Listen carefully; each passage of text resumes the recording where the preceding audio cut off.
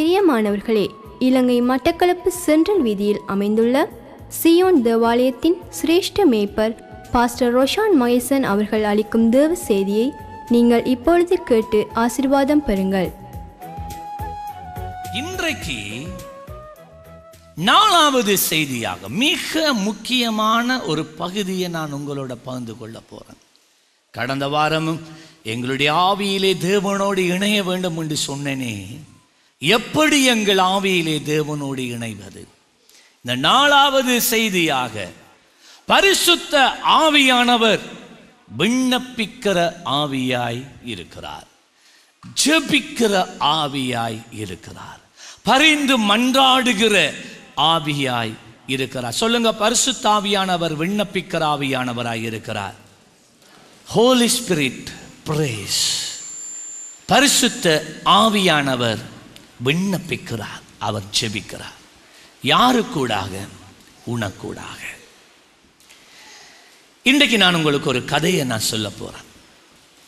உண்மையாக நடந்த ஒரு சம்பவம். ஆண்டவர் மனிதனை சிருஷ்டித்தார். ஜனங்கள் பூமியிலே பெருக தொடங்கினார்கள். எல்லாரும் ஒரே இடத்துல இருந்தாங்க. இப்படியாக அவர்கள் சந்தோஷமாய் வாழ்ந்து வரும்போது அவர்களுக்குள்ள ஒரு நாள் ஒரு யோசனை உண்டானது. நாங்க அப்படியே பரலோகம் போயிட்டு வந்தா என்ன? பரலோகத்தை எங்களோட இணைச்சா எப்படி இருக்கும்? சரி, எல்லாரும் யோசிக்கிறாங்க. இப்ப எப்படி பரலோகத்தை எங்களோடு இணைக்கிறது? எல்லாருக்கும் ஒரு ஐடியா வந்துச்சு. எல்லாருக்குள்ளே ஒரு மனப்பாடு இருந்தது. என்ன ஐடியா?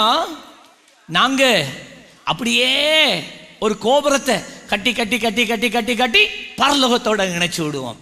அப்ப நாங்க நினைச்ச நேரம் பரலோகம் போய் தேவனோட உறவாடி நாங்க பூமிக்கு இறங்கலாம். Wonderful idea. எல்லாரும் கை தட்டினாங்க. சரி, அப்ப என்ன செய்வோம்? கல்லு வெட்டுறவன் நீ கல்லு வெட்டு, சிமெண்ட் செய்கிறவன் சிமெண்ட் செய், கூலி வேலையாக்கள் வாங்க, இதோ கட்டுவோம் என்று சொல்லி மனிதர்கள்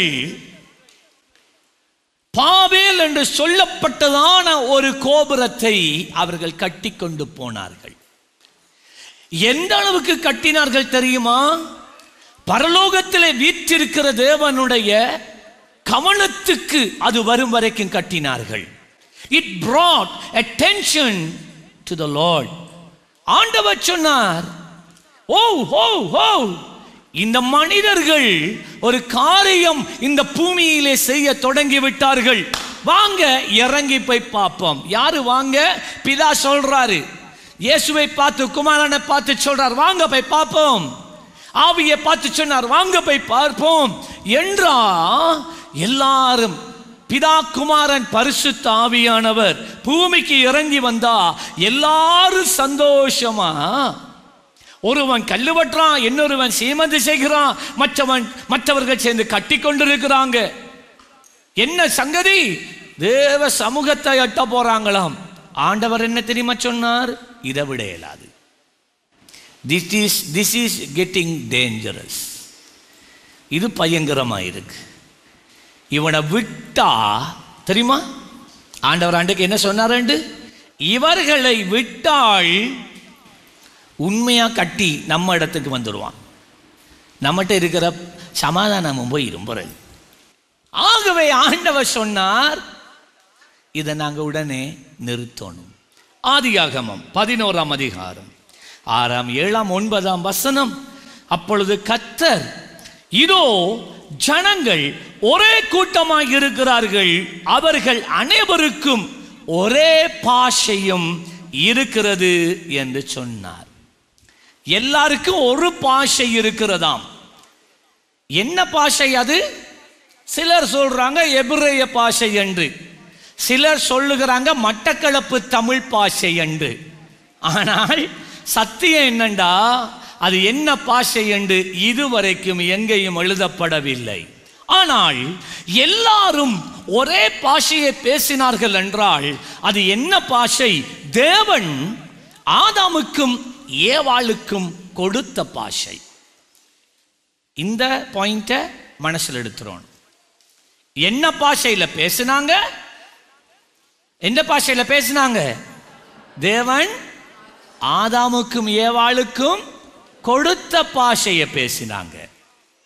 எல்லாரும் அந்த பாஷையை பேசிக்கொண்டு இருந்தாங்க. அந்த பாஷையை அவர்கள் பேசும் வரைக்கும் அவர்களுக்குள்ளே என்ன இருந்ததாம்? ஒரு மனப்பாடு இருந்தது. என்ன சொல்லுங்க பாப்பா, என்ன இருந்தது? ஒரு மனப்பாடு இருந்தால் வேதம் என்ன தெரியுமா சொல்லுது?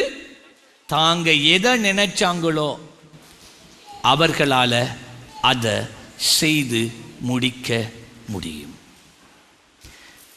பெரிய ஒரு ஆவிக்குரிய சத்தியம். ஒரு பாஷை, ஒரு மனப்பாடு, இது ரெண்டும் இருந்தா தாங்க நினைச்சதை செய்து முடிப்பாங்க. ஆண்டவர் சொன்னார், வாசிக்கிறேன், அவர்கள் இதை செய்ய தொடங்கினார்கள், இப்பொழுதும் தாங்கள் செய்ய நினைத்தது ஒன்றும் தடைபட மாட்டாது என்று இருக்கிறார்கள். நாம் இறங்கி போய் 7ஆம் வசனம், ஒருவர் பேசுகிறதை மற்றொருவர் அறியாதபடிக்கு அங்கே அவர்கள் பாஷையை தாறுமாறு ஆக்குவோம் என்றார். 9ஆம் வசனம், பூமி எங்கும் வழங்கின பாஷையை, ஆதாமுக்கும் ஏவாளுக்கும் தேவன் கொடுத்த அந்த பாஷையை, பரலோக பாஷையை ஆண்டவர் என்ன செய்தார்? கர்த்தர் அவனிடத்தில் தாறுமாறாக்கினபடியினால் என்றால் அதை ஆண்டவர் எடுத்து பல பாஷைகளை அவர்களுக்கு கொடுத்தார். அதன் பேர் பாபேல் எண்ணப்பட்டது. கர்த்தர் கொடுத்த பாஷையை கர்த்தர் எடுத்தார். கர்த்தர் கொடுத்த பாஷையை கர்த்தர் எடுத்த போது ஐக்கியம் குலைந்தது, ஒரு மனப்பாடு குலைந்தது, பிரிவினை உண்டானது, தாங்கள் நினைத்ததை செய்ய முடியாமல் போனார்கள். விளங்கிட்டா? பாஷை மனசில் எடுத்துக்கொள்ளுங்க. இந்த சொல் பாஷை. எல்லாரும் சொல்லுங்க என்னவாம்? எல்லாரும் சொல்லுங்க என்னவாம்? பாஷை. செப்பனியா 3ஆம் அதிகாரம் 9வது வசனத்தில் ஆண்டவர் ஒரு வாக்குத்தத்தத்தை கொடுக்கிறார். இப்போ உலகம் எல்லாம் ஆண்டவர் ஆதாமுக்கும் ஏவாளுக்கும் கொடுத்த அந்த பாஷையை இழந்து போய் பற்பல பாஷைகளை எல்லாரும் பேசுகிறதாய் காணப்பட்டது. ஆகவே இப்ப ஆண்டவர் தேசத்திலே, உலகத்திலே தம் திட்டத்தை அவர் நிறைவேற்றும்படிக்காய் அவர் இப்ப ஆரம்பிக்கிறார். அவர் ஆரம்பிக்கிற போது ஒரு வாக்குத்தத்தத்தை கொடுக்கிறார். செப்பனியா 3:9, அப்பொழுது ஜனங்கள் எல்லோரும், இப்ப கவனமா கேளுங்க, கர்த்தருடைய நாமத்தை தொழுது கொண்டு தேவனை ஆராதித்துக் கொண்டு ஒரு மனப்பட்டு, பாத்தீங்களா, ஆதியாகமத்தில் ஜனங்கள் இழந்ததை ஆண்டவர் திருப்பி கொடுக்கிறார். என்ன செய்கிறார்? கர்த்தருடைய நாமத்தை ஒருமனப்பட்டு தொழுது கொள்ள நான் அவர்கள் பாஷையை என்னவாம் சுத்தமான என்றால் அந்த ஆதி ஏற்கனவே கொடுத்து எடுத்த அந்த பாஷையாக நான் என்ன செய்வேன்? மாற பண்ணுவேன் என்பதற்குடைய அர்த்தம் திரும்ப நான் கொடுப்பேன். I will give the language that they spoke in the early days.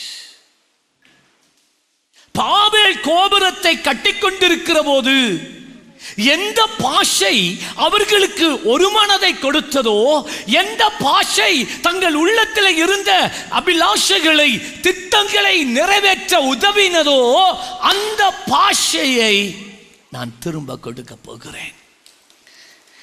இதுல நீங்க அண்டர்லைன் பண்ண வேண்டிய சில வசனம்: ஒருமனப்பாடு, சுத்தமான பாஷை, மாற பண்ணுவேன். பைபிள் அண்டர்லைன் பண்ணுங்க. மிகவும் முக்கியம். இதை நீங்க விளங்கி கொண்டாதான் இனி நான் பேச போறத நீங்க விளங்கி கொள்ளுவீங்க. இப்ப ஒரு மனப்பாடு. இந்த வாக்கு தத்தம் இயேசு இந்த பூமிக்கு வந்து கல்வாரி சிலுவையிலே மரித்து கல்லறையில் அடக்கம் பண்ணப்பட்டு 3வது நாள் உயிரோடு எழுந்து அதைத் தொடர்ந்து வந்ததான 40 நாட்கள் அவர் எல்லாருக்கும் காட்சியளித்து 50ஆம் நாளாகிய அளித்து அவர் பரத்துக்கு எடுத்துக்கொள்ளப்பட்டு பெந்தகோஸ்தே என்று சொல்லப்பட்டதான அந்த நாளிலே எல்லா சீஷர்களும் 120 சீஷர்கள் மரியாள் உட்பட மேல் வீட்டறையில் அந்த பரிசுத்த ஆவியின் வருகைக்காக காத்திருந்த வேளையிலே என்ன நடந்தது, எவ்விதமாய் அவர்கள் காத்திருந்தார்கள் கவனிப்போம். அப்போஸ்தலர் 2ஆம் அதிகாரம் 1 முதல் 4 வசனம் சொல்லுகிறது. பெந்தகோஸ்தே என்னும் நாள் வந்த போது அவர்கள் எல்லோரும் ஒருமனப்பட்டு, அண்டர்லைன் பண்ணுங்க, என்னவாம்? சரி, பாபேல் கோபுரம் கட்டுற நேரம் என்ன அங்க காணப்பட்டது? ஒரு மனப்பாடு. இந்த பெந்தகோஸ்தே நாள்ல என்ன நடக்குதுன்னு பாருங்க. அவர்கள் எல்லாரும் ஒருமனப்பட்டு இருக்கும்போது, ஒருமனப்பட்டு ஓரிடத்தில் வந்திருந்தார்கள். அப்பொழுது, எப்பொழுது? ஒருமனப்பட்ட பொழுது பலத்த காற்று அடிக்கிற முழக்கம் போல வானத்தில் இருந்து சடுதியாக ஒரு முழக்கம் உண்டாகி அவர்கள் உட்கார்ந்திருந்த வீடு முழுவதையும் நிரப்பிற்று. என்ன நிரப்பிற்று? காற்று. கடந்த வாரம் நாங்கள் பார்த்தோம், பரிசுத்த ஆவியானவர் எதுக்கு ஒப்பிடப்பட்டிருக்கிறார்? காற்றுக்கு. பலத்த காற்று, ஆவியானவர் வந்து இறங்கினார். எப்பொழுது வந்து இறங்கினார்? திரும்ப சொல்லுங்க. ஒருமனப்பட்ட போது. இன்றைக்கு நீங்க ஆவியில ஒருமனப்பட்டால் இந்த இடத்திலே பரிசுத்த ஆவியானவர் வல்லமையாக வந்து இறங்குவார். ஹல்லேலூயா. இப்ப பாருங்க, ஒருமனப்பட்டதினாலே பரிசுத்த ஆவியானவர் வந்தார். பரிசுத்த ஆவியானவர் வந்தபோது என்ன நடந்தது? அப்பொழுது பலத்த காற்று அடிக்கிற முழக்கம் போல் வானத்தில் இருந்து சடுதியாய் ஒரு முழக்கம் உண்டாகி அவர்கள் உட்கார்ந்திருந்த வீடு முழுவதையும் நிரப்பிட்டு எல்லாமலும், சொல்லுங்க என்னவாம்? எல்லாரும் சொல்லுங்க என்னவாம்? அது மட்டும் நடக்கல. அந்த வேளையில நாவுகள் போல் பெரிந்திருக்கும். ஹல்லேலூயா. பாஷையை எதால பேசுறீங்க? நாவால தான் பேசுறீங்க. நாவு போல் பிரிந்திருக்கும் நாவுகள் அவர்களுக்கு காணப்பட்டு அவர்கள் ஒவ்வொருவரும் மேலும் இந்த பரிசுத்த நாவுகள் வந்து அமர்ந்து அவர்கள் எல்லோரும் என்ன சொல்லுங்க, சொல்லுங்க என்னவாம்? பரிசுத்த ஆவியிலே நிரப்பப்பட்டு ஆவியானவர் தங்களுக்கு தந்தரின வரத்தின்படியே என்னவாம்? வெவ்வேறு பாஷைகளை பேசினார்கள். விசுவாசித்த கரங்களை தட்டி நன்றி சொல்ல மாட்டீங்களா? ஹல்லேலூயா, ஹல்லேலூயா. எவரு கரங்களை வைக்கவில்லை. பரிசுத்த ஆவியானவர் அவர்கள் மேலே வந்திறங்கின போது செப்பனியாவிலே ஆண்டவர் சொன்னபடி நான் திரும்பவும் அந்த பாஷையை அவர்களுக்கு கொடுப்பேன். You understand? விளங்குதா? இது அந்நிய பாஷை, கர்த்தர் கொடுக்கின்ற பாஷை. உங்களுக்கு தெரியுமா, இன்றைக்கு உலகத்தில் பிசாசு தேவன் கொடுக்கின்ற இந்த பாஷையை பெற்றுக்கொண்டவர்களும் பேசாதபடிக்கு பெற்றுக்கொள்ளாதவர்கள் இனிமேலும் பெற்றுக்கொள்ளாமல் இருக்க பல விதமான கள்ள உபதேசங்களை, பிசாசின் உபதேசங்களை இந்த உலகத்திலே அவன் கொண்டு வந்திருக்கிறான். அந்த உபதேசங்களை கேட்டவர்கள், அந்த உபதேசங்களை நம்பினவர்கள், வேத வாசனத்தை அறியாதவர்கள் அதை நம்பி பரிசுத்த ஆவியிலே நிறைந்து அந்நிய பாஷையிலே பேசுவதை அவர்கள் புறக்கணித்து விட்டார்கள். அவங்க சொல்றாங்க, இந்த அந்நிய பாஷை இந்த 120 பேரோட முடிஞ்சு. அது அந்த அப்போஸ்தலர் காலத்தோட முடிஞ்சு. அதுக்கு இப்ப இல்ல, நாங்க நவீன காலத்துல இருக்கிறோம். நீங்க அந்நிய பாஷையில நிரம்ப தேவையில்ல. இதை குறிச்சு தான் இன்றைக்கு நான் உங்களோடு கூட பேச போகிறேன். இல்லை, அது பொய்யான உபதேசம்.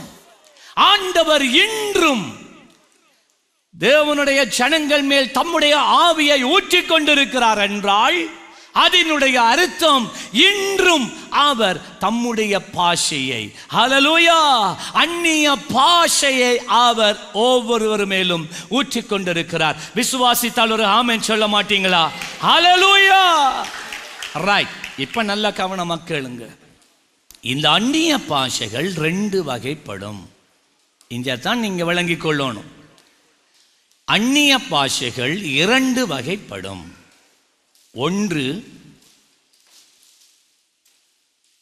ஒரு ஆராதனையின் போது பரிசுத்த ஆவியானவர் ஒரு மேல் வந்து அவருடைய ஆவி, அந்த மனிதனுடைய ஆவி தேவனுடைய ஆவியோடு இணைய, அவனுக்கு தேவன் ஒரு செய்தியை கொடுக்க, அதை அந்நிய பாஷை வடிவிலே அவன் உரத்த சத்தமாய் சபையின் நடுவிலே பேசி அதனுடைய வியாக்கியானத்தை, அதனுடைய அர்த்தத்தை அவர்கள் சொல்லுவார்கள். ஓகே, இது முதலாவது விதமான அந்நிய பாஷை. இல்லை என்றால் நான் இப்படி சொல்லலாம், அந்நிய பாஷை வரத்தை நாம் பயன்படுத்தும் முதலாவது முறை. விளங்கிக் கொள்ளுங்க. இன்றைக்கு அதெல்லாம் காணலாம். அந்த நாட்களில் நாங்கள் ஆராதித்து செபித்துக் கொண்டு இருப்போம். திடீரென்று ஒரு உரத்த சத்தமாய் மேலெல்லாம் நடுங்க, குரல் எல்லாம் நடுங்க, ஆவியிலே நிறைந்து அந்நிய பாஷையிலே பேசி அவர்கள் சில நேரம் கண்ணீர் வடிஞ்சு கொண்டே இருக்கும். அந்நிய பாஷையில பேசிக்கொண்டு கண்ணீர் வடிஞ்சு கொண்டே இருக்கும். ஏங்கி ஏங்கி ஏங்கி பெருமூச்சுக்களை எடுத்துக்கொண்டு சபைக்கு ஆண்டவர் கொடுக்கின்ற வார்த்தையை அவர்கள் தீர்க்க தரிசனமாய் உரைப்பார்கள். இல்லை என்றால் ஒருவர் இவ்விதமாய் ஆவியிலே நிறைந்து உரத்த சத்தமாக அந்நிய பாஷையிலே பேச சபையில் இன்னொரு பகுதியிலே இருந்து இன்னொருவர் எழும்பி அவர் சொல்லுவார், கர்த்தர் சொல்லுகிறார் என்று அதனுடைய வியாக்கியானத்தை சொல்லுவார். ஆனால் துக்கமான காரியம் என்னண்டா, இன்று சபைகள் ஆவிக்குரிய காரியங்களிலே அவர்களுக்கு நாட்டம் இல்லை, தேவனோடு அதிக நேரம் செலவழிப்பதில்லை. ஆவிக்குரியவர்கள் என்று சொன்னாலும் ஆவியிலே தேவனோடு இணையாதவர்களாய் இருக்கிறதினால் அவர்கள் இன்று அந்த அனுபவங்களை பெறுவதில்லை.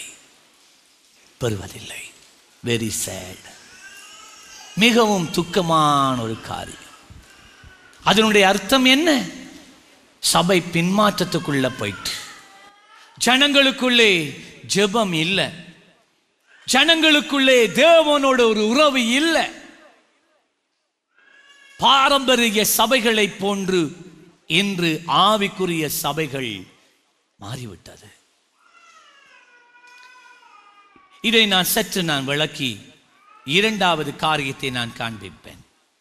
1 கொரிந்தியர் 12ஆம் அதிகாரம் 10ஆம் வசனத்துல, வேறொருவனுக்கு பற்பல பாஷைகளை பேசுதலும் வேறொருவனுக்கு பற்பல பாஷைகளை வியாக்கியானம் பண்ணுதலும் அளிக்கப்பட்டிருக்கிறது. பற்பல பாஷைகள்.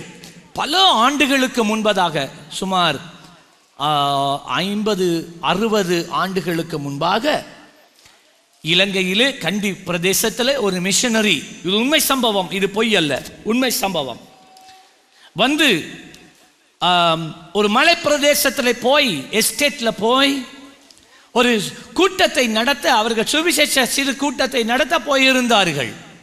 ஆனால் மொழி பெயர்க்கிறவர் அந்த கூட்டத்துக்கு வரல. என்னோ நடந்து ஆள் வரல. இவர்கள் பார்த்து கொண்டு இருக்கிறாங்க. இவங்க எல்லாரும் ஜெபிச்சு கொண்டிருக்கிறாங்க. இப்ப நான் சொல்றதை கேளுங்க. இவ ஒரு வெள்ளக்காரி, பிரித்தானிய தேசத்தில் இருந்து வந்த ஒரு சகோதரி, இலங்கையிலே பேசப்படுகிற எந்த ஒரு மொழியும் அறியாதவர். அவருடைய பிரசங்கத்தை மொழிபெயர்க்கிற எதிர்பார்ப்போடு வந்தபோது அன்று அந்த மொழிபெயர்க்கிறவர் வரவில்லை. ஜனங்கள் கூடிவிட்டார்கள். இவ ஜெபித்து கொண்டிருக்கிறா. ஆண்டவரே என்ன செய்வது? ஆண்டவர் என்ன தெரியுமா சொன்னார்? நீ எழும்பு, அந்த மைக்ரோஃபோன்ல இடத்துக்கு போய் நீ அந்நிய பாஷையில பேசு. உன் நாவோடு கூட இருந்து இந்த ஜனங்களுடைய சொந்த பாஷையிலே அவர்கள் இந்த செய்தியை கேட்கும்படி செய்வேன் என்று சொன்னார். இது நாம் கட்டுக்கதை இல்லை, இது உண்மையா இலங்கை தேசத்தில் நடந்த ஒரு சம்பவம். இந்த சகோதரி எழுந்து அவள் மைக்ரோஃபோன் இடத்துல போய் அந்நிய பாஷையில பேச தொடங்கினா. உங்களுக்கு தெரியுமா அவள் என்ன பாஷையில பேசினாண்டு? கர்த்தர் அன்றைக்கு ஒரு விசேஷித்த பாஷை அவளுக்கு கொடுத்தார். அவள் பேசினது சுத்த சிங்கள மொழி. அவக்கு விளங்கல என்ன பேசுறாண்டு, ஆனா அவ பேசினது சுத்த சிங்கள மொழி. அவ பேச பேச பேச தூரத்தில் இருந்த ஜனங்கள் எல்லாரும் தங்கள் வீடுகளை விட்டு, தங்கள் குடிசைகளை விட்டு அவர்கள் அப்படியே இங்க வந்தார்கள். பேச பேச ஜனங்கள் வந்து முழங்கால் படியிட்டு கண்ணீரோடு தங்கள் வாழ்க்கையை இயேசுவுக்கு அர்ப்பணித்தார்கள். அந்த இடத்திலே அன்றை ஒரு சபை உண்டாக்கப்பட்டது. ஜனங்களை கர்த்தர் விடுதலை செய்தார். ஜனங்களை கர்த்தர் பரிசுத்த ஆவியிலே நிரப்பினார். இவ அந்நிய பாஷையிலே பேசிக்கொண்டே இருந்தா. அவ பேசின அந்நிய பாஷை சிங்கள பாஷையாய் இருந்தது. விசுவாசித்த கரங்களை தட்டி ஆண்டவருக்கு நன்றி சொல்ல மாட்டீங்களா? ஹல்லேலூயா, ஹல்லேலூயா. பற்பல பாஷை நீ விசுவாசித்தால் தேவ மகிமையை காண்பாய். இதே போன்ற அனுபவங்கள் உலகத்தின் பல பின்தங்கிய தேசங்களிலே நடந்திருக்கிறது. ரைட். 1 கொரிந்தியர் 14 அதிகாரம் 26, 27 இதை விவரிக்கிறது. நீங்கள் கூடி வந்திருக்கிற போது என்று பவுல் அப்போஸ்தலன் சொல்கிறார், உங்களில் ஒருவன் சங்கீதம் பாடுகிறான். பாருங்க, இதுதான், இப்படித்தான் ஆராதனை இருக்கணும். இங்க வந்தா யாரு படிக்கிறாங்களோ அவங்கள பார்த்து கொண்டு, ஆர்கன் அடிக்கிறவனை பார்த்து கொண்டு, அந்தால பார்த்து இந்தால பார்த்து கொண்டு நீ நிற்கிறாய். ஆனால் ஆதி திருச்சபை கர்த்தரை ஆராதிக்க வந்த போது அவர்கள் எவரையும் பார்த்ததில்லை. ஆராதனைக்கு வந்தா நீங்க உலகத்தையே மறந்துடணும். நீங்க ஃபாதர் பாட்டுகளை பாருங்க. உம்மை நோக்கி பார்க்கின்றேன், உம்மை நினைத்து, அந்த ஒவ்வொரு சொற்களை நினைச்சு பாருங்க. உம்மை நினைத்து துதிக்கின்றேன், உலகம் வெறுக்கையில். இங்க ஆராதிக்கிற நேரம் கல்லு வருது. நீரோ அணைக்கிறீ, உமது அணைப்பிலே இந்த வெறுப்பை மறக்கிறேன், ஐயா வெறுப்பை மறக்கிறேன். ஆதி திருச்சபையில ஜனங்கள் ஆராதிக்க கூடின போது கொஞ்ச நேரத்துக்குள்ள எல்லார் ஆவியும் தேவனோட இணைஞ்சிரும். பக்கத்தில் இருக்கிறவங்களை மறந்துடுவாங்க. சில நேரம் அவங்க எங்க இருக்கிறாங்களே இருந்து மறந்துடுவாங்க. என்ன செய்தாங்க? ஒருவன் சங்கீதம் பாடுகிறான், மற்றொருவன் போதகம் பண்ணுகிறான், மற்றொருவன் அந்நிய பாஷையை பேசுகிறான், ஒருவன் ரகசியத்தை வெளிப்படுத்துகிறான், ஒருவன் வியாக்கியானம் பண்ணுகிறான். சகோதரரே, இது என்ன? சகலமும் உன் பக்தி விருத்தி அடைவதற்காக. உடைச்சு பாருங்க அந்த வசனத்தை. என்னத்துக்காக இவ்வளவும்? என்னுடைய பக்தி விருத்தி அடைய. நீ ஆராதனைக்கு வந்தா நீ வந்த விதமாய் போக முடியாது. உன் பக்தி உனக்குள்ளே விருத்தி அடைந்ததாய் போக வேண்டும். உன் உள்ளத்தின் பாத்திரம் அவருடைய அபிஷேகத்தால் நிறைந்ததாய் போக வேண்டும். கரங்களை தட்டி நன்றி சொல்ல மாட்டீங்களா? ஹல்லேலூயா, ஹல்லேலூயா, ஹல்லேலூயா. அதுதான் எங்களுக்கு வேணும் ஐயா. யாராவது அந்நிய பாஷையிலே பேசுகிறது உண்டானால் அது 2 பேர் மட்டில் அல்லது மிஞ்சினால் 3 பேர் மட்டில் அடங்கவும். என்னென்ன பாதி ஆதி திருச்சபையில் எல்லாரும் அபிஷேகம், எல்லாரும் ஒரே நேரத்தில் அந்நிய பாஷையில பேசுறான். புது சனங்கள் வந்துட்டாங்களா, அவங்களுக்கு என்ன செய்ய, அதான் குசேட்ல எல்லாம் போயிட்டு நாங்கள் அந்நிய பாஷை பேச மாட்டோம். ஏன்? அதனால அந்நிய பாஷை பேசுறதுனால யாருக்கும் பிரயோஜனம் கிடையாது.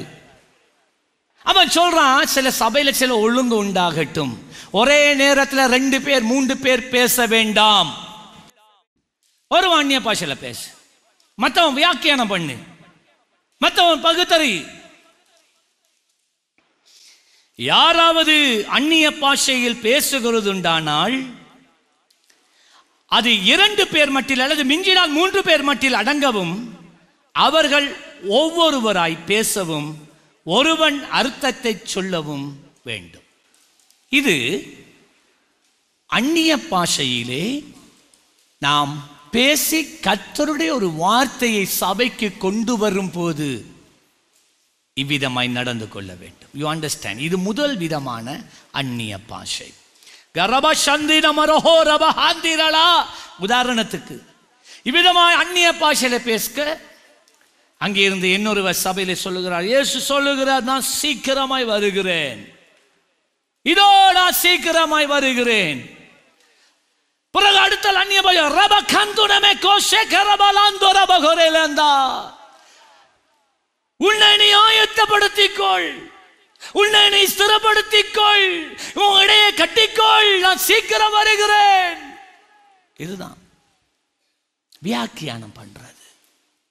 இரண்டாவது 1 கொரிந்தியர் 14ஆம் அதிகாரம் 28வது வசனம்.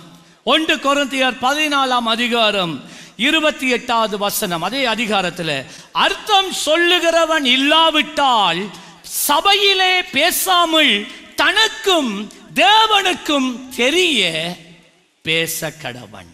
இதைத்தான் the prayer language என்று நாம் அழைக்கிறோம்.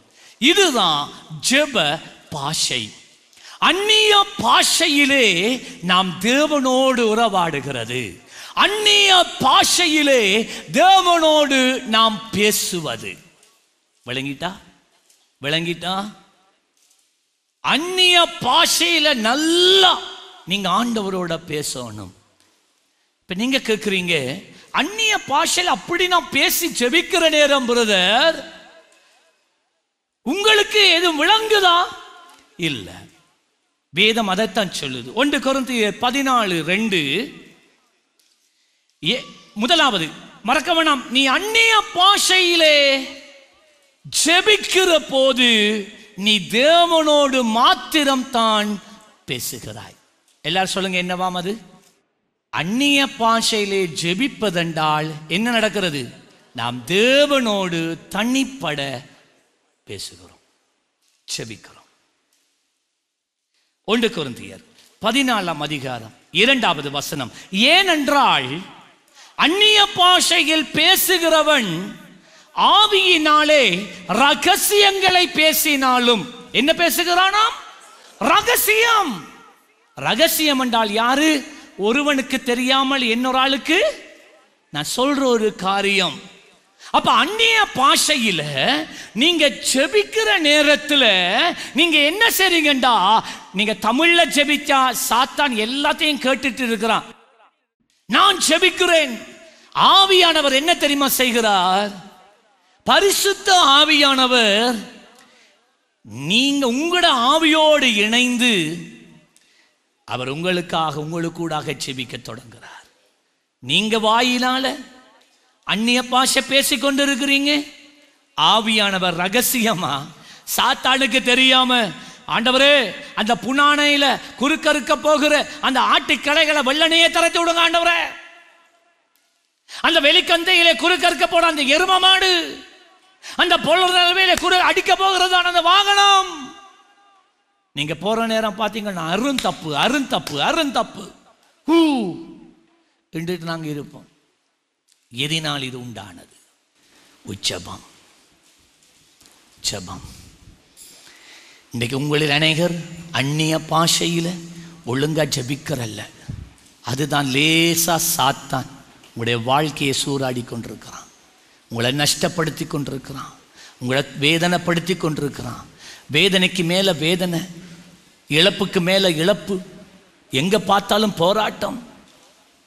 ஏன் நீ பயன்படுத்தறல? நீங்க நாள் முழுவதும் அந்நிய பாஷையிலேயே ஜபிச்சு ஜபிச்சு கொண்டிருந்து பாருங்க.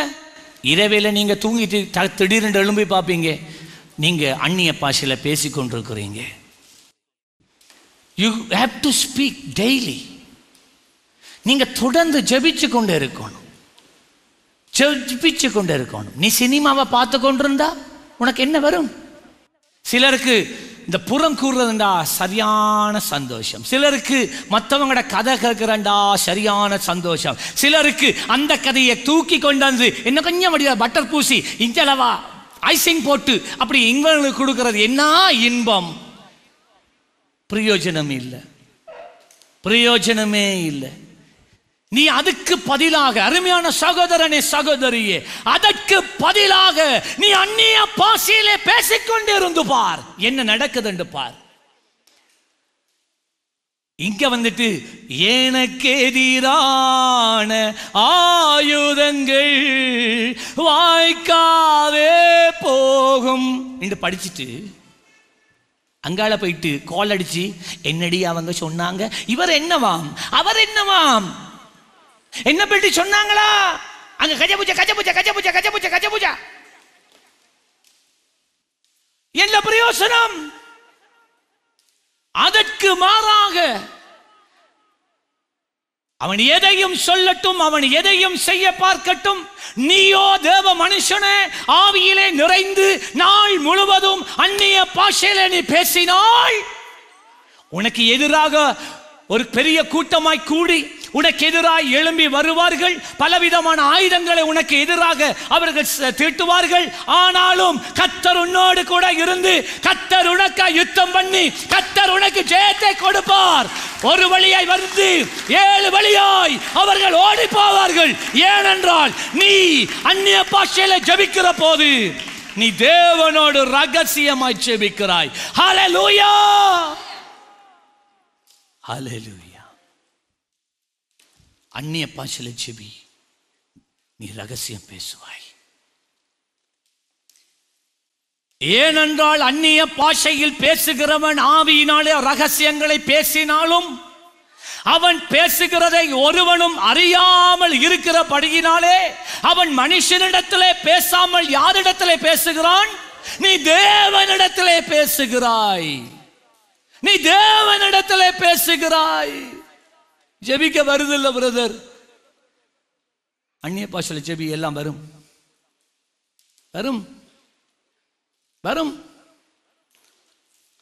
மாற்கு 16:17 சொல்கிறது, நீ வாஞ்சித்தாள், உனக்கு இந்த அந்நிய பாஷையின் வரம் வேண்டும் என்று நீ வாஞ்சித்தாள், கர்த்தர் உனக்கு கொடுப்பார்.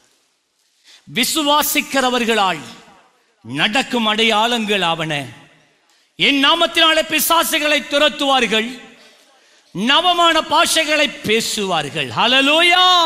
ஒவ்வொரு விசுவாசிக்கும் தேவன் இந்த அந்நிய பாஷை வரத்தை கொடுக்கவே அவர் வாஞ்சியாக இருக்கிறார். அதை பெற்றுக்கொள்ளலண்டா அதுவும் பாடு, அதுவும் பிரச்சனை.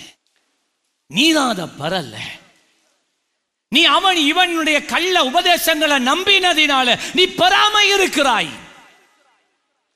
நீ என்னென்றால் பரிசுத்த ஆவியினுடைய உதவி இல்லாமல் ஆவியோடு ஆவியானவருடைய உதவியுடன் ஜெபிக்க முடியாதவனாய் மாம்சத்திலேயே நீ ஜெபித்துக் கொண்டிருக்கிறாய். ஆனால் பவுல் அப்போஸ்தலன் என்ன சொன்னார்? மாம்சத்தோடும் இரத்தத்தோடும் நமக்கு ஒரு போராட்டம் இல்லை. இந்த ஆவிக்குரிய போராட்டத்தை உன் மாமிச வார்த்தைகளினால் போராட முடியாது மகனே, போராடி வெற்றி பெற முடியாது மகளே. நீ ஆவியிலே போராட வேண்டும், பலத்தினாலும் அல்ல, பராக்கிரமத்தினாலும் அல்ல. ஆனால் என்னவாம்?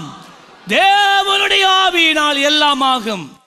இரண்டாவது, நீங்க அந்நிய பாஷையில பேசுகிற போது இயற்கைக்கு அப்பாற்பட்ட முறையிலே, அதாவது ஒரு சாதாரண மனிதனால் செய்யக்கூடிய எல்லா அம்சங்களுக்கும் மேலாக எழுந்து நீங்க தேவனுடைய காரியங்களை நீங்க செய்ய ஆரம்பிக்கிறீங்க. ஓகே, நீங்க அந்நிய பாஷையில ஜெபிக்கிற நேரம் அமெரிக்காவில் இருக்கிற ஒருவனுக்கு அங்கே அற்புதம் நடக்கும். ஹல்லேலூயா. நீங்க அந்நிய பாஷையில பேசுற நேரம் உங்களுக்குள்ளே மாற்றங்கள் உருவாகும். உங்களுடைய சரீரத்தின் அவயவங்களிலே இருக்கிற குறைவுகள் மாற ஆரம்பிக்கும். உங்களுக்குள்ளே அற்புதங்கள் நடக்க ஆரம்பிக்கும். உங்களுக்குள்ளே எழுப்புதல் உண்டாக ஆரம்பிக்கும். மட்டுமல்ல, அந்நிய பாஷையில் நீங்க பேசுற நேரம் தேவனுக்கும் உங்களுக்கும் இடையே இருக்கிற உறவு ஆழமா போகும். ஆமென். ஆகவே அந்நிய பாஷை குறித்த சில காரியங்களை நீங்கள் இன்னும் அறிய வேண்டும். முதலாவது, speaking in tongues R praying in tongues is biblical. வேதத்தை சார்ந்ததாகவே இது காணப்படுகிறது. இது நினைக்க வேணாம் இது பிசாசு கொடுத்ததோ, இல்லை என்றால் ஒன்றும் இல்லாததை நான் சும்மா பேசிக்கொண்டிருக்கிறேனா? இல்லை இல்லை இல்லை, நீங்க சரியானதை தான் பேசிக்கொண்டிருக்கிறீங்க. It's biblical. பைபிள்ல இருக்கு. ஆண்டவர் சொன்னார், கடைசி காலங்களிலே மாம்சமான யாவர் மேலும் என்னுடைய ஆவியை ஊற்றுவேன். அந்த ஆவியானவர் நம்ம மேலே ஊற்றப்படும் போது அதில் ஒன்றுதான் அந்நிய பாஷையிலே பேசுகிறது. ரைட். 1 கொரிந்தியர் 14:2 பார்க்கிறோம், ஏனென்றால் அந்நிய பாஷையில் பேசுகிறவன் ஆவியிலே ரகசியங்களை பேசினாலும் அவன் பேசுகிறதை ஒருவனும் அறியாதிருக்கிறபடியினாலே அவன் மனுஷனிடத்திலே பேசாமல் அவன் தேவனிடத்திலே பேசுகிறான். நீங்க பேசுறது யாருக்கும் விளங்காது, உங்களுக்கும் விளங்காது, ஆனா தேவனுக்கு மாத்திரம் விளங்கும். ஹல்லேலூயா. 1 கொரிந்தியர் 14:14 பவுல் அப்போஸ்தலன் சொல்லுகிறான், எண்ணத்தினாலெனில் நான் அந்நிய பாஷையிலே விண்ணப்பம் பண்ணினாலும் என் ஆவியிலே விண்ணப்பம் பண்ணினேனே அன்றி என் கருத்து பயனற்றதாயிருக்கு. இப்ப கவனமா கேளுங்க. அவன் சொல்றான், நான் அந்நிய பாஷையிலே ஜெபிக்கிற நேரத்தில் நான் கருத்தா ஜெபிக்கல. கருத்தண்டா உணர்ந்து ஒரு குறிப்பிட்ட ஒரு காரியத்துக்காய் விண்ணப்பித்து ஜெபிக்கிற ஜெபம் அல்ல அது. நீங்க அந்நிய பாஷையில ஜெபிக்கிற நேரம் பவுல் அப்போஸ்தலன் சொல்லுகிறார், பக்கத்து வீட்டுக்காக கதைக்கிற கதை உங்களுக்கு கேட்கும். உங்களோட கண்ணை திறந்து நீங்க பார்த்தா முன்னுக்கு என்ன நடக்குதுன்னு தெரியும். ஓகே, அந்நிய பாஷையில தான் பேசிக்கொண்டு இருக்கிறீங்க, ஆனால் உங்களை சூழ என்ன நடக்குதுன்னு நல்லா தெரியும். அதெல்லாம் அவன் சொல்லுகிறான், நான் அந்நிய பாஷையிலே விண்ணப்பம் பண்ணினால் என் ஆவி தான் விண்ணப்பம் பண்ணுகிறது, என் கருத்து விண்ணப்பம் பண்ணுவதில்லை. என் ஆத்துமா இணையாது, என் ஆவி தான் விண்ணப்பம் பண்ணுது. அப்ப ஆவியான தேவனை நாங்க எவ்விதத்திலே தொடலாம் சொல்லுங்க? ஆவியில. அப்ப ஆவியில தொடரண்டா நீங்க என்ன செய்யணும் சொல்லுங்க? சொல்லுங்க. ஆவியான தேவனை நீங்க தொடணும்டா என்ன செய்யணுமாம்? ஆவியில ஜெபிக்கணும். ஆவியில ஜெபிக்கிறண்டா எப்படி ஜெபிக்கிற? ஆவியில ஜெபிக்கிறண்டா என்ன? அந்நிய பாஷையிலே ஜெபிப்பதுதான் ஆவியிலே ஜெபிப்பது. திரும்ப சொல்றேன், தேவன் ஆவியாய் இருக்கிறார். தேவ ஆவியானவரை நான் தொடரதா இருந்தா நான் ஆவியில ஜெபிக்கணும். சரியா? எப்படி நான் ஆவியில ஜெபிக்கலாம்? ஒரே ஒரு வழிதான் இருக்கு. அந்நிய பாஷையிலே நான் ஜெபிக்கும் போது நான் ஆவியிலே ஜெபிக்கிறேன். பவுல் அப்போஸ்தலன் சொல்லுகிறார், என் கருத்து பயனற்றதாக இருக்கு. இப்படி இருக்க செய்ய வேண்டியது என்ன? நான் ஆவியோடும் விண்ணப்பம் பண்ணுவேன், கருத்தோடும் விண்ணப்பம் பண்ணுவேன். 2 விதமான ஜெபம். ஆவியில நீ அந்நிய பாஷையிலே ஜெபித்தால் உன் ஆவியினால் நீ ஜெபிக்கிறாய். நீ தமிழ் மொழியிலே ஜெபித்தால் நீ உன் கருத்தோடு ஜெபிக்கிறாய், உன் ஆத்துமாவோடு சேர்ந்து ஜெபிக்கிறாய். பவுல் அப்போஸ்தலன் சொல்லுகிறான், நான் இவ்விரண்டையும் நான் செய்கிறேன். ஹல்லேலூயா. அந்நிய பாஷையிலும் ஜெபிக்கணும், நான் என்னுடைய சொந்த மொழியின் பாஷையிலும் ஜெபிக்க வேண்டும். இப்ப சிலர் உங்களுடைய சொந்த மொழியில ஜெபிக்கிறீங்க, ஆனா அந்நிய பாஷையில ஜெபிக்கிறல்ல. ஏன்? ஏன்? நான் ஆவியோடும் விண்ணப்பம் பண்ணுவேன், நான் கருத்தோடும் விண்ணப்பம் பண்ணுவேன், நான் ஆவியோடும் பாடுவேன், நான் கருத்தோடும் பாடுவேன். கருத்தோடு பாடுறதென்றால் எனக்காக யாவையும் செய்பவரே, செய்து முடித்தவரே. விளங்கிச்சா அந்த அர்த்தம்? எந்த மொழியில பாடின?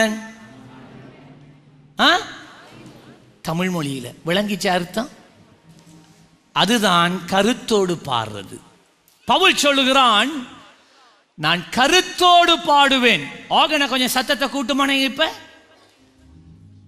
ஓ ஷமரபா கரபா சந்தி ரிபலா பரியாந்தே ஹோரிகா ஷமனா மரிகேலவரா ரெண்டே நெமரிபா ரோபோஷேரமா நெமரிகே சரந்தோ. விளங்கிச்சா? ஏதம் விளங்கிச்சா? இந்த பாஷை பேசுற யாரு இங்க இருக்கிறீங்களா? இல்லையா? நான் என்ன பாஷையில பேசினேன்? அந்நிய பாஷையில பேசினேன். இப்ப எனக்கு நீங்க கேட்கிற கேள்வியிட சத்தம் கேட்குது. உங்களுக்கு விளங்கிச்சா? நோ. எனக்கும் விளங்கல்ல, உங்களுக்கும் விளங்கல்ல. அப்ப யாருக்கு இது விளங்கிச்சு தெரியுமா? யாருக்கு? தேவனுக்கு. ஹல்லேலூயா. அதுக்குத்தான் பேர் என்ன? அந்நிய பாஷை, ஆவியில பாடுறது. ஹல்லேலூயா, ஹல்லேலூயா, ஹல்லேலூயா, ஹல்லேலூயா, ஹல்லேலூயா, ஹல்லேலூயா, ஹல்லேலூயா. ஓ ஹல்லேலூயா, ஹல்லேலூயா, ஹல்லேலூயா. சொல்லுங்க. ரபகர சந்தூரே மனா எதிரி காலாசேலோ ரேமோ கசா. ஓ பரிசுத்த கரங்களை உயர்த்தி பாடல் பாடி பாடாதிப்பே. ஓ ஆராதிப்பேன், ஆராதிப்பேன், ஆராதிப்பேன். ஓ இயேசுவை நான் ஆராதிப்பே. சொல்லுங்க. சபர கலபர திராபோரா கசா ஏலர ஹந்தேனே மரோ சேகரா நேலா கரபா சேகரோ மலே கர ஹந்தேலா ரபாசுரா. பரிசுத்த கரங்களை உயர்த்தே புதிய பாடல் பாடி. விளங்குதா? பவுல் சொன்னான், நான் கருத்தோடும் பாடுவேன். அதாவது நான் பாடுறதனுடைய விளக்கம் என்ன? விளக்கத்தோடு நான் பாடுவேன். அதே நேரம் என்னவாம்? ஆவியிலே பாடுறது. ஆவியில பாடுறதுண்டா அப்படி அந்நிய பாஷையில ஒரு இசையை போட்டு பாடுறது. ஆமென். உங்களுடைய ஜெப நேரங்கள்ல செய்யுங்க, நீங்க படியுங்க. இவ்விதமாக ஆவியிலும் நீங்க பாடணும், கருத்தோடும் நீங்க பாடணும். ஆவியிலே நீங்க செபிக்கணும், கருத்தோடும் நீங்க செபிக்கணும்.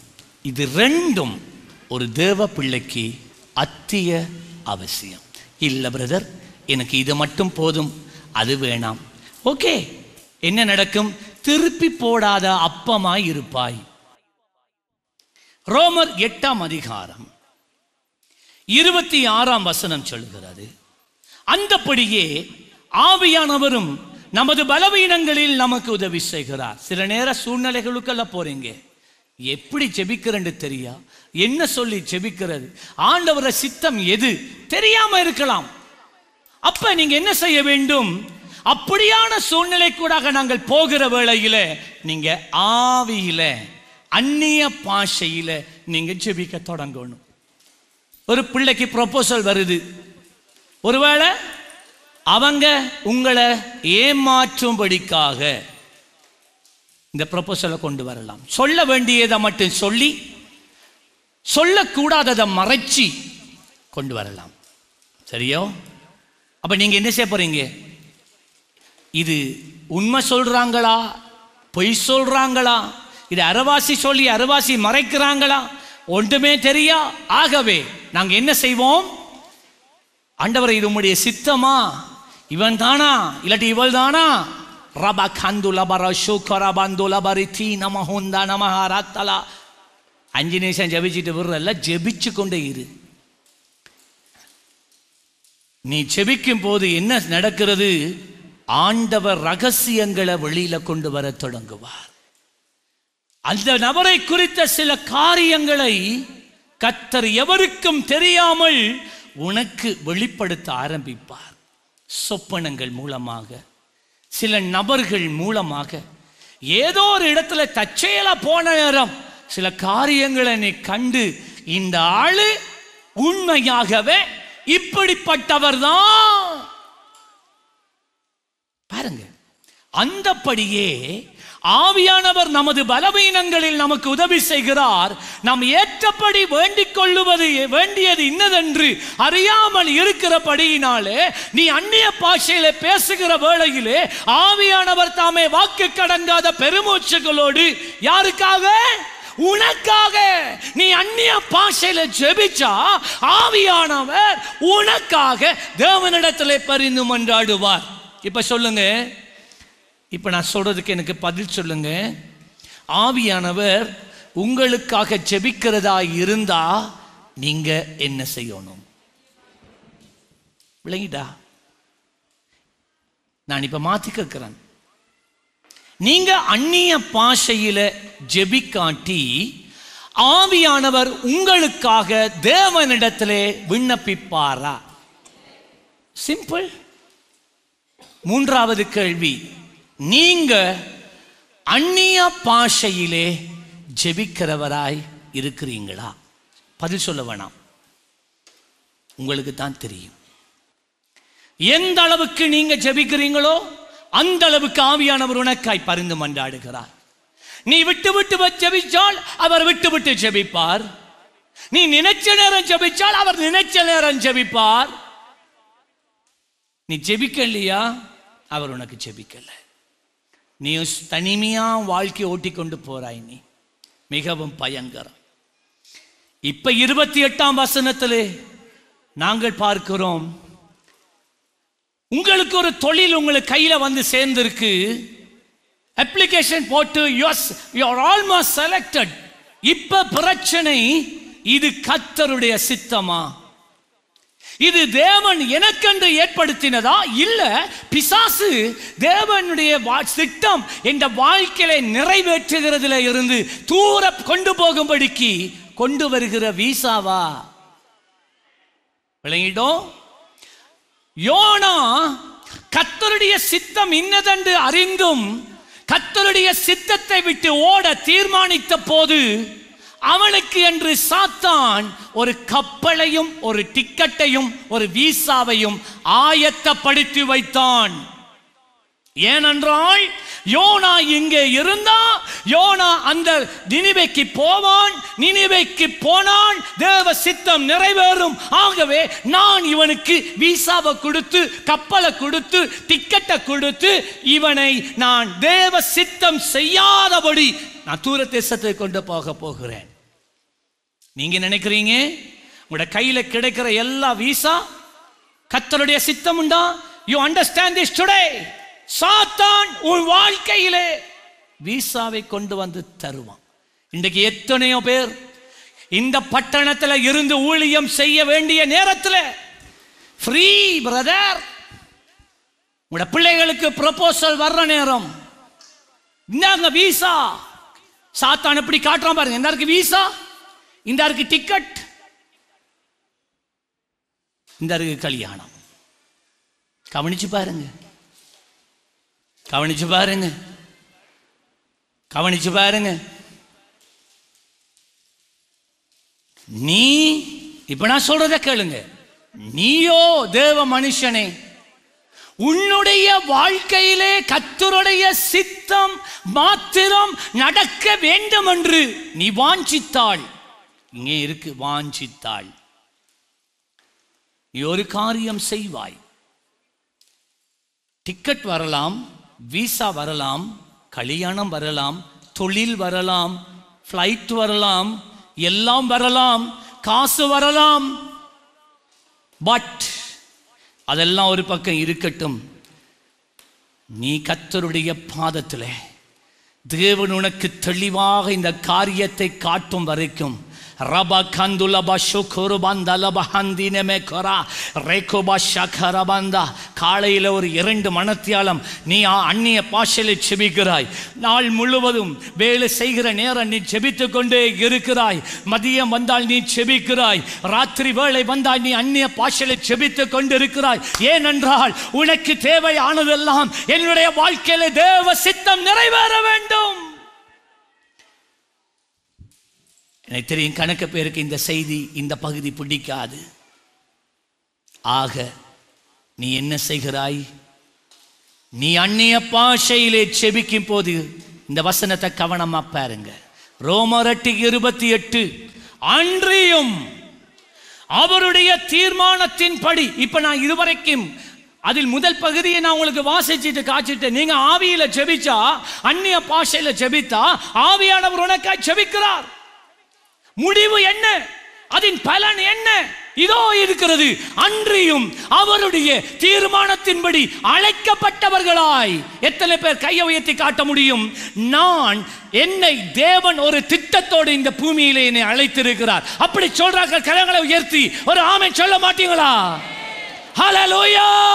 அப்படியானால் நீ விதமாய் செபிக்க வேண்டும்.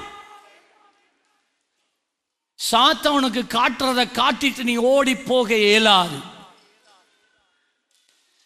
அன்றியும் அவருடைய தீர்மானத்தின்படி அழைக்கப்பட்டவர்களாய் தேவனிடத்தில் அன்பு கூறுகிறவர்களுக்கு இப்ப என்ன நடக்குதாம்? சகலதும் நன்மைக்கு ஏதுவாய் நடக்கிறது. கரங்களை தட்டி நன்றி சொல்ல மாட்டீங்களா? நீங்க இப்ப அந்நிய பாஷையில ஜெபிக்க ஜெபிக்க ஜெபிக்க ஜெபிக்க உன்னை குறித்து இருக்கிற தேவ சித்தம் உன்னுடைய ஆவிக்குள்ளே இறங்க ஆரம்பிக்கும். ஆவியானவர் சொல்லுவார், இது கர்த்தர் உனக்கு கொடுத்தது இல்லை, இது சாத்தான், இது பிசாசு உன்னை அவருடைய சித்தம் உண்ட வாழ்க்கையில நிறைவேறாதபடிக்கு அவருடைய திட்டத்தின் மையத்திலிருந்து கொண்டு போகும்படிக்காக அனுமதிச்ச காரியம். இது உனக்கு வேண்டாம். நான் உனக்காக ஒரு திட்டத்தை வைத்திருக்கிறேன், உனக்காக ஒரு நோக்கத்தை நான் வைத்திருக்கிறேன், அது உனக்கு வேண்டாம் என்று பேச ஆரம்பிப்பார். இப்ப டிக்கெட் இருக்கு, வேலை இருக்கு, பணம் இருக்கு, திருமணம் இருக்கு, எல்லாம் ப்ரமோஷன் இருக்கு. உங்களுக்கு இப்ப ஆசை இல்லை, வேறொரு ஆசை இல்லை. இயேசு ராஜா உம்மை தவிர, உம்மை தவிர. விளங்கிட்டா? அம்மா வந்து உங்களை நெருக்கிறா, என்ன ஒன்றும் சொல்லாம இருக்கிறா. அப்பா வந்து உன்னை நெருக்கிறார், உற்றார் வந்து உன்னை நெருக்கிறார்கள். உனக்கு வீசாவை அனுப்பினவன், உனக்கு டிக்கெட்டை அனுப்பினவன், உனக்கு பொன் கொடுக்கிறவன், உனக்கு மாப்பிள்ளை கொடுக்கிறவன், எல்லாரும் உன்னை நெருக்கி கொண்டிருக்கிறாங்க. சொல்லு, பதில் சொல்லு, பதில் சொல்லு. ஆனால் நீயோ, எனக்கு இந்த காரியத்துல சமாதானமா இல்லை, எனக்கு பயமா இருக்கு, எனக்கு இது பெரிய குழப்பமா இருக்கு, எனக்கு இது வேண்டாம். நீ அப்படி சொல்லும் போது உலகம் உன்னை பகைக்கும். உன் சுற்றத்தார் உன்னை பார்த்து நீ ஒரு முட்டாள் என்று சொல்லுவார்கள். அதனாலே தான் பவுல் அப்போஸ்தலன் சொன்னான், நான் கிறிஸ்துவுக்கு பைத்தியம், நீ யாருக்கு பைத்தியம்? நான் கிறிஸ்துவுக்காக எல்லாவற்றையும் நஷ்டமும் குப்பையுமாய் நான் எண்ணுகிறேன். எனக்கு தேவையானது எல்லாம் அவருடைய சித்தம் தான். கஞ்சை குடித்து ஒரு குடிசையிலே அமர்ந்து நான் வாழ்ந்தாலும் அது கர்த்தருடைய சித்தமாய் இருந்தால் அதுவே எனக்கு போதும். லட்சக்கணக்கிலே உழைத்து பங்களாக்களை கட்டி வாகனங்களை வாங்கி மற்றவர்கள் காட்டும்படிக்காக நீ வாழ்கிறது கர்த்தருடைய சித்தத்தின் மையத்தில் இருக்காமல் ஊழியமே செய்ய முடியாதவனாய் நீ இருந்தால், தேவ அபிஷேகம் இல்லாதவனாய் இருந்தால், ஒரு ஆத்துமாவை கூட உன்னாலே ரட்சிப்புகளை நடத்த முடியாமல் இருந்தால், மனிதன் உலகம் முழுவதையும் ஆதாயப்படுத்தினால் லாபம் என்ன? லாபம் என்ன? லாபம் என்ன? லாபம் என்ன? லாபம் என்ன? என்ன லாபம்? என்ன லாபம்? என்ன லாபம்? பங்களா இருக்கு, காசு இருக்கு, தொழில் இருக்கு, படிப்பு இருக்கு, எல்லாம் இருக்கு. ரட்சிப்பு போயிட்டு, நித்திய ஜீவன் போயிட்டு நீ நரகத்துக்கு போறா. லாபம் என்ன?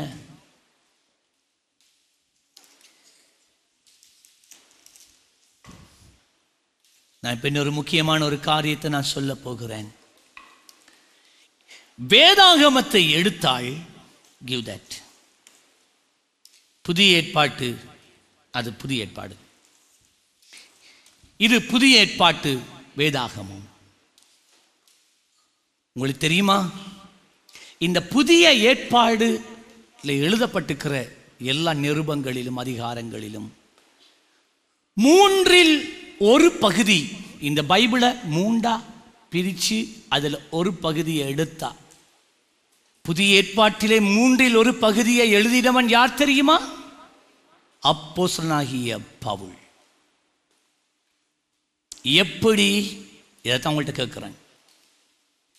எப்படி அவனுக்கு மாத்திரம் மற்றைய எல்லா அப்போஸ்தலர்களை பார்க்கிலும் சீஷர்களை பார்க்கிலும் அதிகமான வெளிப்பாடு கிடைத்தது?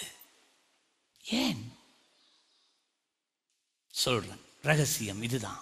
1 கொரிந்தியர் 14:18 இங்க இருக்க ரகசியம்.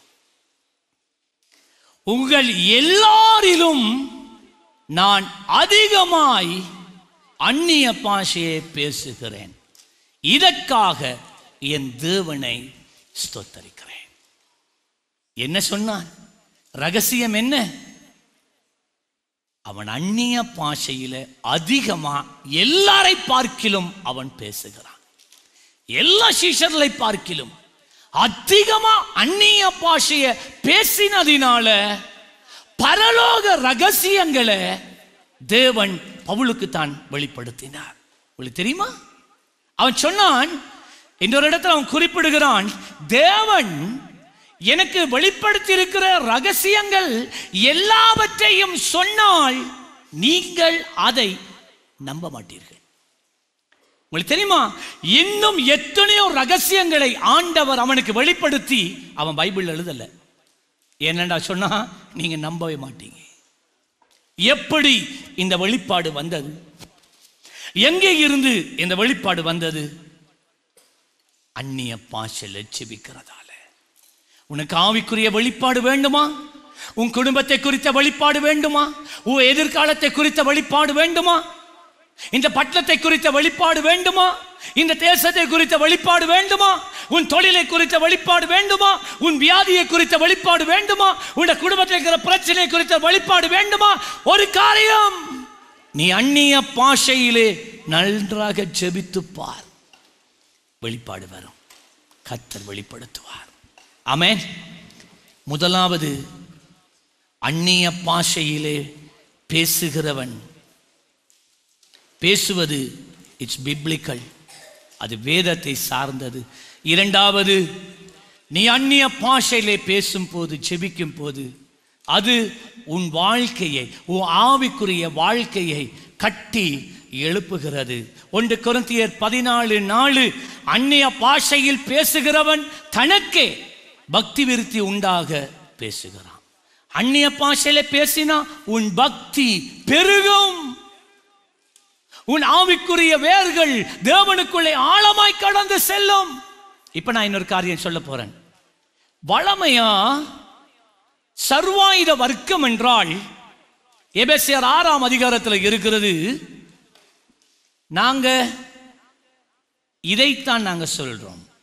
10ஆம் வசனத்துல இருந்து கடைசியாக, என் சகோதரரே, கர்த்தரிலும் அவருடைய சத்துவத்தின் வல்லமையிலும் பலப்படுங்கள். அதாவது பிசாச நீங்க மேற்கொள்றதா இருந்தா, அவன் அதுக்கு முதல் சொல்லுகிறான், மாம்சத்தோடும் இரத்தத்தோடும் எங்களுக்கு போராட்டம் இல்லை, ஆனால் வான மண்டலத்தில் பொல்லாத ஆவிகளின் சேனை, இப்பிரபஞ்சத்தின் அந்தகார லோகாதிபதி, துரைத்தனங்கள், அதிகாரங்களோடு நமக்கு ஒரு போராட்டம் உண்டு. சொன்னானா இல்லையா? சரி, இந்த ஆவிக்குரிய யுத்தத்தில் நீங்க ஜெயத்தோடு நீங்க வர்றதா இருந்தா பின்ன இந்த காரியங்களை நீங்க தரித்து கொள்ளணும். முதலாவது அவன் சொல்லுகிறான், நீங்கள் 11வது வசனம், நீங்கள் பிசாசின் தந்திரங்களோடு எதிர்த்து நிற்க திராணி உள்ளவர்களாகும்படி தேவனுடைய சர்வாயுதத்தை தரித்துக் கொள்ளுங்கள். என்னவாம் அது? 12ஆம் வசனம், மாம்சத்தோடும் இரத்தத்தோடும் நமக்கு போராட்டம் இல்லை என்று சொல்லிட்டு அவன் சொல்லுகிறான். 13ஆம் வசனத்தில், ஆகையால் தீங்கு நாளில் அவைகளை நீங்கள் எதிர்க்கவும் சகலத்தை செய்து முடித்தவர்களாய் நிற்கவும் திராணி உள்ளவர்களாக படிக்கி தேவனுடைய சர்வாயுத வர்க்கத்தை எடுத்துக்கொள்ளுங்கள். என்னவாம் 14வது வசனம், சத்தியம் என்னும் கச்சை, நீதி என்னும் மார்க்கவசம், சமாதானம் என்கிற சுவிசேஷத்துக்குரிய ஆயத்தம் என்னும் பாதரட்சை, பொல்லாங்கன் ஏகியும் எல்லா அக்கினி ஆஸ்திரங்களை அவித்து போடத்தக்கதாய் விசுவாசம் என்னும் கேடகம், ரட்சணியம் என்கிறதான தலைச்சீரா, தேவ வசனமாகிய ஆவியின் பட்டயம். இதை மட்டும்தான் நாங்கள் ஒரே சொல்றோம். ஆனா உங்களுக்கு தெரியுமா, அது மட்டும் இல்லை, அவன் தொடர்ந்து என்ன சில காரியங்களை சொல்றான். ஆவிக்குரிய வாழ்க்கையிலே நீ யுத்தம் பண்றதா இருந்தா இது மட்டும் போதாது. அவன் தொடருகிறான், நாங்க தொடர்றதில்லை, அது எங்கட பாரம்பரியம். என்ன சொல்லுகிறான்? 18, அதோட எந்த சமயத்திலும் சகல விதமான வேண்டுதலோடும் என்னவாம், விண்ணப்பத்தோடும். இப்ப எல்லாரும் சொல்லுங்க என்னவாம், எல்லாரும் சொல்லுங்க என்னவாம், ஆவியிலே ஜெபம் பண்ணி. ஆவியில ஜெபம் பண்றா என்ன? அந்நிய பாஷையிலே ஜெபிக்கிறது. பாத்தீங்களா? பாத்தீங்களா? நீ அந்நிய பாஷையிலே ஜெபிக்கிற போது நீ யுத்தம் பண்ணுகிறாய். நீ அந்நிய பாஷையிலே ஜெபிக்கிற போது நீ பலப்படுகிறாய். அதன் பொருட்டு மிகுந்த மன உறுதியோடும் சகல பரிசுத்தவான்களுக்காக பண்ணு வேண்டுதலோடு விழித்துக்கொள். யூதா இல்லை, ஒரே ஒரு அதிகாரம் தான் இருக்கு. 20வது வசனத்திலே இயேசுவின் சகோதரன் யூதா சொல்லுகிறான், நீங்களோ பிரியமானவர்களே, உங்கள் மகா பரிசுத்தமான விசுவாசத்தின் மேல் உங்களை உறுதிப்படுத்திக் கொண்டு என்னவாம், எல்லாம் சபையை சொல்லுங்க என்னவாம், பரிசுத்த ஆவிக்குள்ளே ஜெபியுங்கள். என்றால் என்னவாம், அந்நிய பாஷையிலே ஜெபியுங்கள். எல்லா வேளைகளிலும் அந்நிய பாஷையிலே ஜெபியுங்க. when you are working, when you are walking, when you are eating, when you are sleeping, just speak. Rabashandu namara kala barandu namakara banduluvi. மூன்றாவது, அந்நிய பாஷையிலே ஜெபிப்பது ஒரு தீர்மானம். It's a choice. Speaking, praying in tongues is a choice. நீ விரும்பினா ஜெபிக்கலாம், விரும்பினா சும்மா இருக்கலாம். நீ விரும்பினா இதை நம்பலாம், விரும்பினா இதை தூக்கி எறியலாம். It is your choice. தேவன் வார்த்தையை நம்ம கையில் கொண்டு வந்திருக்கிறார். விருப்பம் என்று அதை ஏற்றுக்கொள்ளலாம், விருப்பம் இல்லை தூக்கி எறி. யாருக்கு நஷ்டம்? உனக்கு, உனக்குத்தான் நஷ்டம். It is a choice. யாக்கோபு 3ஆம் அதிகாரம் 2ஆம் வசனத்தில் இருந்து 10ஆம் வசனம் வரையிலே நான் உங்கள்ட்ட ஒரு கேள்வி ஒன்றை நான் கேட்டுட்டு இந்த பகுதிக்குள்ள நான் கடந்து செல்ல போகிறேன். எனக்கு பதில் சொல்லுங்க. உங்கள் சரீரத்தை கட்டுப்படுத்துவது எது?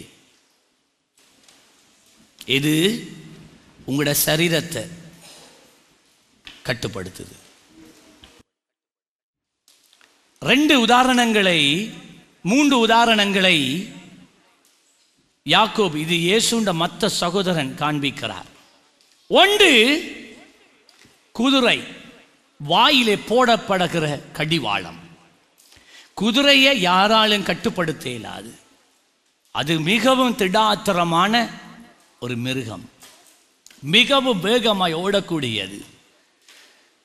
ஹார்ஸ் பவர் மோட்டருக்கெல்லாம் அதுல இருந்து தான் போட்டுக்கிறாங்க. இத்தனை ஹார்ஸ் பவர். ஏனென்றால் அவ்வளவு எனர்ஜி குதிரைக்குள்ளே இருக்கிறது.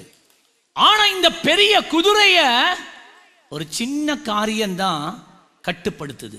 என்ன அந்த காரியம் பாருங்கள். குதிரைகள் நமக்கு கீழ்ப்படியும்படி அவைகளில் வாய்களில் கடிவாளம் போட்டு அவைகளுடைய முழிச்சரீரத்தையும் திருப்பி நடத்துகிறோம். உங்களுக்கு இஷ்டமான இடத்துக்கு அந்த குதிரையை கொண்டு போக முடியும். எதினால் அதனுடைய முகத்தில் ஒரு கடிவாளத்தை போட்டு 2 டேப் உங்களோட கைக்கு வரும். ஒன்று இழுத்தா அவர முகம் இங்கால திரும்பும், மற்றதை இழுத்தா இங்கால திரும்பும். இந்த சின்ன முகத்தை இந்த சின்ன லெதர் துண்டுகளால வச்சு நம்ம கண்ட்ரோல் பண்ணக்குள்ள நமக்கு இஷ்டமான இடத்துக்கு அந்த குதிரை ஓடுது. சின்ன கடிவாளம் அண்டர்லைன் பண்ணி வைங்க. இரண்டாவது உதாரணம் கப்பல்கள். எவ்வளவு பெரிய கப்பல்! நாங்க நினைக்கிற மாதிரி கப்பல் சின்ன இல்லை. எத்தனையோ மாடிகள் இருக்கிறது. அன்றைக்கு ஒரு கப்பலை நான் பார்த்தேன், நியூஸ்ல பார்த்த போது அந்த கப்பலிலே 11 மாடிகள் இருக்கிறதாம். கொரியா தேசத்திலே அமிழ்ந்து போன ஃபெரி, அது கப்பல் இல்லை, அது ஃபெரி. அதுக்குள்ள 230 சொச்சம் வாகனங்கள் மாத்திரம் இருந்தது. சரி, இந்த பெரிய கப்பல் போக வேண்டிய இடத்துக்கு இந்த கப்பலை நடத்துவது எது? என்ஜினா அல்லது சுக்கானா? சுக்கான்.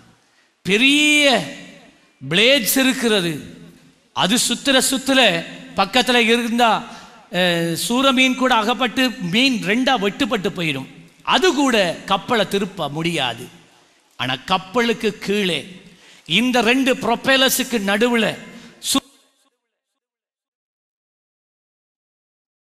சுக்கான் என்று சொல்லப்படுகிற ஒரு சின்ன ஒரு காரியம் இருக்கிறது. முன்னுக்கு இருந்து அந்த ஸ்டியரிங் வீலை திருப்பக்குள்ள அது மெதுவா திரும்பும். அந்த சின்ன சுக்கான் தான் கப்பல் எங்க போக வேண்டும் என்று நிர்ணயிக்கிறது. சின்ன கடிவாளம், சின்ன சுக்கான். மூன்றாவது அவன் சொல்லுகிறான் 6வது வசனத்துல நெருப்பு. ஒரு சின்ன நெருப்பு, ஒரு சின்ன ஒரு குச்சியால, நெருப்பு குச்சியால ஸ்டார்ட் பண்ணி, இல்லாட்டி ஒருவன் சிகரெட்டை குடிச்சு சும்மா ஒரு காட்டுல இறங்கிட்டு போனதால அந்த சின்ன நெருப்பு காற்றடித்து ஒரு சில மணத்தியாலங்களுக்குள்ள அப்படியே எத்தனையோ ஆயிரக்கணக்கான ஏக்கர் நிலங்களை அப்படியே தரைமட்டமாக்கி கொண்டு போகிறது. பயங்கரம். கடந்த மாதம் அமெரிக்காவிலே எத்தனையோ வீடுகள் எரிந்து சாம்பலாய் போனது. அது ஒரு சின்ன நெருப்பாலத்தான் தொடங்குது. இது எல்லாத்தையும் சொல்லிட்டு யாக்கோபு சொல்றான் 5ஆம் வசனம், அப்படியே நாவானதும் சிறிய அவயவமாய் இருந்தும் பெருமையானவைகளை பேசும். பாருங்கள், சிறிய நெருப்பு எவ்வளவு பெரிய காட்டை கொளுத்தி விடுகிறதோ, நாவும் நெருப்புத்தான். அது அநீதி நிறைந்த உலகம். நம்முடைய அவயவங்களில் நாவானது முழு சரீரத்தையும் கரைப்படுத்துகிறது. கண் இல்ல, காது இல்ல, உன் கரங்கள் அல்ல, உன் பாதங்கள் அல்ல, உன் சரீரத்தையே நரகத்துக்கு கொண்டு போகக்கூடியது இந்த நா. இந்த நா நம்புவீங்களா? இந்த நா. இன்றைக்கு நான் நாவுகளை குறித்து தானே நான் பேசிக்கொண்டிருக்கிறேன். இந்த நா சிலருக்கு ஊர்வம்பு பேசாம ஒரு நிமிஷம் கூட இருக்க முடியாது. ஒரு சிலருக்கு மற்றவர்களை குறித்து தீமையாக பேசாமல் இருக்கவே முடியாது. ஒரு சிலர் எப்போ பார்த்தாலும் மற்றவர்களை குற்றப்படுத்தி மற்றவருடைய பெயர்களை அங்கே தரைமட்டமாக்கி கொண்டே இருக்கிறார்கள். தெரியுமா நீங்க நரகத்துக்கு போறீங்க? Do you know? அந்த ஒரு நாவால நீ பேசுகிற இந்த காரியம் உன் சரீரத்தை கரப்படுத்துது தெரியுமா? தெரியுமா? நீ அந்தரங்கத்திலே மற்றவர்களை குறித்து பேசுகிற காரியம், நீ பேசுகிற பொய் உன்னை கரைப்படுத்துகிறது தெரியுமா? உன்னை பலவீனப்படுத்துகிறது தெரியுமா? ஆண்டவர் வெறுக்கிற 7 காரியம் வேதத்தில் இருக்கு. அந்த 7 காரியங்களிலே அவர் வெறுக்கிற 3 காரியம் என்ன தெரியுமா? எங்களுடைய நாவோடு சம்பந்தப்பட்ட காரியம். நீதிமொழிகள் 6:16-19 6 காரியங்களை கர்த்தர் வெறுக்கிறார், 7 அவருக்கு அருவருப்பு, அப்பிரியாய். அவையாவன மேட்டுமையான கண், பொய் நாவு. முதலாவது பொய் நாவு. குற்றமற்றவருடைய இரத்தம் சிந்துகை, துர் ஆலோசனையை பிணைக்கும் இருதயம், தீங்கு செய்வதற்கு விரைந்தோடுகிற கால், அபத்தம் பேசும் பொய் சாட்சி. அபத்தம் பேசும் பொய் சாட்சியை, உன் நாவினால் பொய்யாய் பேசுகிற சாட்சியை கர்த்தர் வெறுக்கிறார். 3வது சகோதரருக்குள்ளே விரோதத்தை, பகையை, பிரிவினையை உண்டு பண்ணுதல். எதால? உண்ணாவாள. கையால பேசுறலையே, என்ன மௌனமா பேசுறலையே. ஒருவனை குறித்து இன்னொருவனிடத்தில் பேசி நட்பை உடைத்தல் கர்த்தர் அருவருக்கிறார். கர்த்தர் அருவருக்கிறார். இச்செய்தி உங்களுக்கு மிகுந்த ஆசீர்வாதமாக இருந்திருக்கும் என நாம் விசுவாசிக்கின்றோம். எமது ஞாயிறு ஆராதனை காலை 9 மணிக்கு ஆரம்பமாகின்றது. உங்கள் கவலைகள் தீரணுமா? வியாதி பாவ சாபங்களில் இருந்து விடுதலை வேண்டுமா? மாந்திரீக பில்லி சூனிய கட்டுக்கள் மாறணுமா? கடன் தொல்லை நீங்கி ஆசீர்வாதங்கள் கிடைக்கணுமா? உங்களுக்காக ஜெபிக்க நாம் காத்திருக்கின்றோம். பாஸ்டர் ரொஷான் மயசன் அவர்களின் தேவ செய்தி அடங்கிய சீடிக்களை எமது புத்தக சாலையிலிருந்து பெற்றுக்கொள்ளலாம். எமது முகவரி சியோன் தேவாலயம், இலக்கம் 34A, சென்ட்ரல் வீதி, Batticaloa, Sri Lanka. Zion church, number 34A, central road, Batticaloa, Sri Lanka. தேவன் உங்களை ஆசீர்வதிப்பாராக.